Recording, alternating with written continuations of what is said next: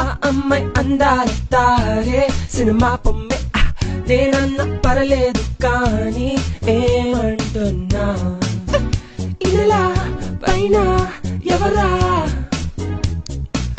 అంది నేనంతా.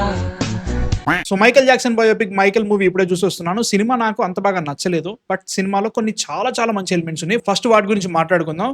ముఖ్యంగా Jafar Jackson as Michael Jackson చాలా బాగా ఇష్టం అనిపించింది. ఇది ఈయన ఫస్ట్ యాక్టింగ్ గిగ్ అంటే ఇప్పటివరకు ఎలాంటి సినిమా చేయలేదు, ఇక్కడ యాక్టింగ్ కూడా చేయలేదు. ఫస్ట్ మూవీ చేసిండు, మైకేల్ జాక్సన్ గా చేసిండు, చాలా బాగా చేసిన అనిపించింది. ముఖ్యంగా ఏదైతే వరల్డ్ ఉంటుందో మనం బయట చూసిన మైకేల్ జాక్సన్ ఎలా చేసిండు, ఇంటర్వ్యూస్ లో కానీ రియల్ లైఫ్ లో మైకేల్ జాక్సన్ ఎలా మాట్లాడతాడు, and also Michael Jackson stage మీద డాన్స్ ఎక్స్ప్రెషన్స్ చాలా వరకు చాలా కన్విన్సింగ్ గా చేసిన అనిపించింది. ముఖ్యంగా ఎప్పుడైతే వైడ్ షాట్స్ ఉంటాయో మనకి మైకేల్ జాక్సన్ ఉన్నట్టుగా కనబడుతుంది చూసారా, బాడీ లాంగ్వేజ్ కానీ కొంచెం ఫేషియల్ స్ట్రక్చర్ అంతా కూడా మైకేల్ జాక్సన్ ని చూసినట్టు అనిపించింది.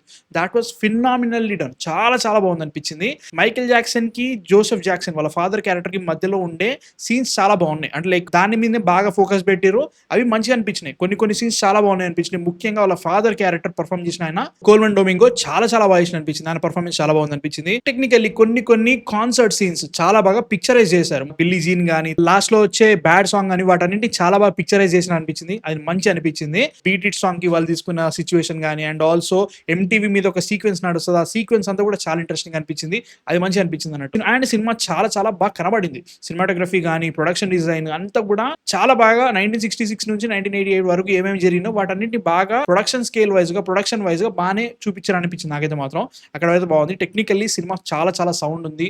మ్యూజిక్ ఒరిజినల్ సాంగ్సే తీసుకొచ్చారా లేదంటే జఫార్ జాక్సన్ తో పాడించారా అది అర్థం కాలేదు నాకు, బట్ నాకు అసలు ఎక్కడ తేడా తెలియలేదు. That was really well done. ముఖ్యంగా కొన్ని ఎలిమెంట్స్ ఎప్పుడైతే కాన్సర్ట్ చేస్తూ ఉంటారో అక్కడ లిటరల్ గా యాక్టర్ పాడుతున్నట్టు అనిపిస్తూ ఉంటుంది అనమాట, జస్ట్ ఆ మైక్ నుంచి పాడుతున్నట్టు. అది మంచిగా పిక్చర్ చేశారు అనిపించింది నాకైతే మాత్రం. చాలా చాలా పొటెన్షియల్ ఉన్న సీన్స్ అయితే గ్యారంటీగా ఉండే, కాకపోతే అక్కడ నుంచి సినిమాని తుర్రాన్ని కిందికి లాక్కొచ్చారు. That is the biggest problem of Michael. Situation ఏంటంటే సినిమాని ప్రొడ్యూస్ చేసింది మైకేల్ జాక్సన్ ఫ్యామిలీ, వాళ్ళ మేనేజర్ బ్రాంకా, ఇట్లా చాలా మంది ఎవరైతే మైకేల్ జాక్సన్ దగ్గర వాళ్ళు ఉంటారో వాళ్ళందరూ ఈ సినిమాని ప్రొడ్యూస్ చేశారు. కాబట్టి ఎక్కడెక్కడైతే కాంట్రవర్సీస్ జరుగుతాయో వాటన్నిటిని చాలా నీట్ గా గ్లాస్ ఓవర్ చేసి సినిమాని లిటరల్ గా ఒక ఫాదర్ కి సన్ కి మధ్యలో జరిగిన స్టోరీ లెక్కనే గ్లాస్ ఓవర్ చేసి స్టోరీ చూపించారు. దానివల్ల చాలా షాలో రైటింగ్ ఉంటుంది. ఈ సినిమా జరిగేది 1966 నుంచి 1988 వరకు.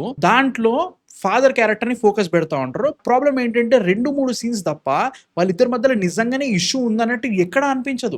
అండ్ ఆల్సో ఫస్ట్ హాఫ్ ఏదైతే ఉందో చాలా స్లోగా నడుస్తుంది, నాకు ప్రాబ్లమే లేదు. కాకపోతే చాలా ఈవెంట్స్ కవర్ చేస్తూ ఉంటుంది. 1966 అంటాడు, 68 అంటాడు, 71 అంటాడు, 76 అంటాడు, 78 అంటాడు, అట్లా వెళ్ళిపోతూనే ఉంది. Majority of the scenes, relationships, character arcs, జరిగే సీక్వెన్సెస్ అన్ని కూడా మాంటాజ్ లో వెళ్ళిపోయినట్టు అనిపిస్తూ ఉంటుంది. సినిమా మొత్తం కూడా మేజర్లీ జాక్సన్ ఫ్యామిలీ మీదే ఫోకస్ అయి ఉంటుంది. ఎవరైతే నలుగురు బ్రదర్స్ ఉంటారు, వాళ్ళ ఫాదర్, వాళ్ళ మదర్, వాళ్ళ అక్క, అండ్ ఈ జాక్సన్ ఫ్యామిలీకి నుంచి మైకేల్ జాక్సన్ బయటికి వెళ్ళి వస్తున్నాడు. That is the main situation. Michael వాళ్ళ ఫాదర్, మైకేల్ తప్ప అప్పుడప్పుడు వాళ్ళ మదర్ తప్ప మిగతా ఎవరి మీద ఒక్క డైలాగ్ ఉండదు, వాళ్ళ మీద ఎక్కడ ఫోకస్ ఉండదు, వాళ్ళు ఏం ఆలోచిస్తున్నారో ఎక్కడ ఉండదు. ఎందుకంటే అది చాలా ఇంపార్టెంట్. దాని గురించి మాట్లాడుతున్నాను అడిగితే మాత్రం.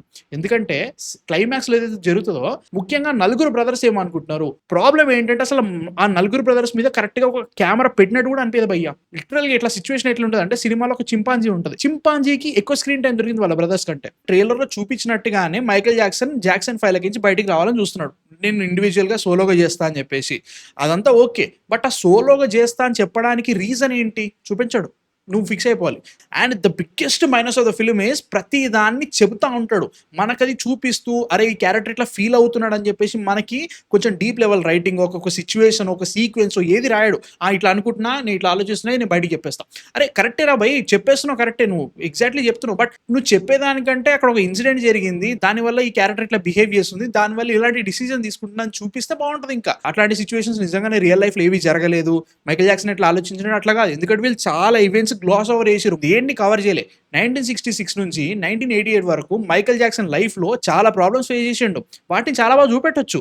నువ్వు అనుకున్నట్టుగానే నేరేటివ్లీ బెటర్ వేలో చూపెట్టొచ్చు, అది చేయలేదు. కంప్లీట్ చేసే అనుకుంటా నూక్కుంటా పోతున్నట్టు అనిపించింది. బీట్ ఇట్ సీక్వెన్స్ కానీ, థ్రిల్లర్ సిరీస్ కానీ ఏదైతే మనకి ఆల్బమ్ ఉంటుందో అది చాలా బాగా పెట్టుకోవాలి. బికాస్ టెక్నికల్ చెప్పాలని వరల్డ్ వైడ్ మైకేల్ జాక్సన్ ఆ రేంజ్ లో పాపులర్ ఏంటంటే మాత్రం నాకు తెలిసి థ్రిల్లర్ ఆ రేంజ్ ఆల్బమ్ కొట్టింది. నేను చిన్నప్పటి నుంచి చూసినప్పుడు కూడా థ్రిల్లర్ తగిలింది, మామూలుగా తగలేదు. That album is something else man. అలాంటి దాన్ని నువ్వు జస్ట్ ఏదో వదిలేసిన అనే ఫీలింగ్ వచ్చింది. ఇంకా చాలా ఉండాల్సి. పోనీ జాక్సన్ ఫ్యామిలీ కాకుండా మిగతా ఏ క్యారెక్టర్ వచ్చినా కానీ, బీట్ బ్రాంకా, బీట్ బిల్ అనే క్యారెక్టర్ ఉంటది, ఎవ్వరు కూడా కనీసం వాళ్ళకి క్యారెక్టర్ ఆర్క్ అంటూ ఏది ఉండదు. క్యారెక్టర్ పక్క పెట్టేసి వీడు ఉన్నాడు, సరే 2 సీన్లు రాసేస్తే వెళ్ళిపో. దానివల్ల ఏమైనా జరుగుతుందా? జరగదు. అన్ని ఇట్లే ఉంటాయి. ఫస్ట్ హాఫ్ అంతా కొన్ని క్యారెక్టర్స్ ఇంట్రడ్యూస్ చేస్తాడు, వాళ్ళ మీద ఒక మూవ్మెంట్ ఉన్న ఒక సీన్ ఉంటుంది, దాని తర్వాత ఆ క్యారెక్టర్ కనబడదు. మరి అట్లాంటప్పుడు ఎందుకు పెట్టినవరా? నేరేటివ్ ఏ రకంగా సెట్ అయింది అది నాకు అర్థం కాలేదు. అట్లా మైకేల్ జాక్సన్ లైఫ్ లో చాలా ఇష్యూస్ జరిగినాయి. నువ్వు ఏది మాట్లాడుకోకపోయినా కానీ విటలాగో అనేది చాలా ఇంపార్టెంట్ పాయింట్. దాన్ని జస్ట్ ఏదో బ్రష్ ఓవర్ చేసేసి మిగతా వాటి మీద ఫోకస్ చేస్తావేంటారా? నాకు అర్థం అదే లైక్ మొత్తం నేరేటివ్ అంతా కూడా సంజు సినిమాలో సంజయ్ దత్ నేరేటివ్ ఎట్లా క్రియేట్ చేయాలో టోటల్ గ్లాస్ ఓవర్ చేసేయాలి, బయటికి చెప్పొద్దు, కాంట్రవర్సీస్ అన్నిటిని తొక్కేయాలి, మేము ఒక క్లీన్డ్ వర్షన్ ఆఫ్ మైకేల్ స్టోరీని చూపెట్టాలని ఫిక్స్ అయి తీసిన సినిమా. పోనీ అట్లా అనుకున్నా కానీ బెటర్ సినిమా తీయొచ్చు, because Sanju made it happen. ఇప్పుడు రాజ్ కుమార్ హిరానీ హాలీవుడ్ చేస్తున్నాడు, హాలీవుడ్ అంతా ఏం చేయట్లేదు. ఈ డైరెక్టర్ అంత గ్రేట్ సినిమా డైరెక్టర్ కూడా కాదు, ఎందుకంటే సినిమాలో డైలాగ్స్ గాడ్ ఆఫుల్ ఉంటాయి బ్రో. కొన్ని సీన్లలో అక్కడ చాలా డీపర్ మీనింగ్ ఉండే డైలాగ్స్ పడాలి. ఎట్లుంటాయంటే చాలా రూడమెంటరీ, చాలా బ్యాడ్ డైలాగ్స్ ఉంటాయి. అరే చాలా సినిమాలో చూసాము, ఇక్కడ చాలా డీప్ గా రాయాలి, ఏంది అసలు అక్కడ రావాల్సిన ఫీల్ ఎంత రావాలి అర్థం కావట్లేదు నాకు. అసలు ఏంద్రా అనే ఫీలింగ్ వచ్చింది. మైకేల్ వాళ్ళ మధ్యలో ఒక సీన్ నడుస్తూ ఉంటది, నాకు ఈ ప్రాబ్లం ఉందని చెప్తుంటే దానికి సంబంధం లేకుండా ఇంకేదో చెప్తా ఉంటది. డీప్ థింకింగ్ చేస్తున్నావు, ఆర్ఎల్స్ నీ కొడుకుని కాపాడుతున్నాను చెప్పడానికి ఆ రైటింగ్ ఏంట్రా, నాకు అసలు ఆ డైలాగ్ ఏంట్రా, అసలు ఏంద్రా అనే ఫీలింగ్ వచ్చింది. ఇవన్నిటిని నేను ఫర్గివ్ చేస్తాను మామ. సిచ్యువేషన్ ఏంటంటే థియేటర్ మొత్తం మైకేల్ జాక్సన్ ఫ్యాన్స్ అందరూ కాన్సర్ట్ సాంగ్స్ తోటి పాడుతుంటే ఎంజాయ్ చేద్దాం అని చెప్పేసి ఫుల్ జోష్ తోటి వచ్చారు. అందరూ వచ్చి కూర్చున్నారు. ఒక్క మూమెంట్, ఒక్క సాంగ్, ఒక్క ఈవెంట్ సరిగా ప్లేస్మెంట్ చేసినట్టు అనిపించలేదు. ఎట్లా అంటే లైక్ పీపుల్ ఆర్ స్టార్ట్ అవుతుంది సాంగ్, అమ్మ బాబాయ్ ఎగురుదాం, like let's cheer for the song, let's enjoy the moment అనుకుంటాం, కట్ చేస్తాం. ఒరే అట్లాంటప్పుడు ఎందుకురా పెట్టినో అనే ఫీలింగ్ వస్తూ ఉంటుంది. పోనీ 2 hours 10 minutes తీసుకున్నావు, నీకు 2 పాటలు తీసుకున్నావు అనుకున్నావు, దీన్ని 3 గంటలు చూపెట్టరా, ప్రాబ్లం ఏందో చూపెట్టరా. లైక్ మేజర్ సీన్స్ లేవు.